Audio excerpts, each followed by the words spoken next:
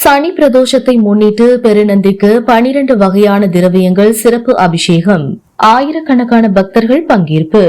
உலக புகழ்பெற்ற தஞ்சை பெரிய கோவிலில் மாதம் இருமுறை பிரதோஷ வழிபாடு வெகு விமரிசையாக கொண்டாடப்படும்.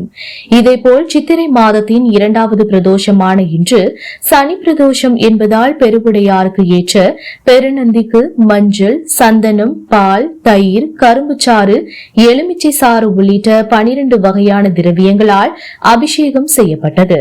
அதனைத் தொடர்ந்து அலங்கரிக்கப்பட்ட நந்தியம் பெருமானுக்கு மகா தீபாரதனை நடைபெற்றது. இதில் ஆயிரக்கணக்கான பக்தர்கள் கலந்து கொண்டு சுவாமி தரிசனம் செய்தனர்.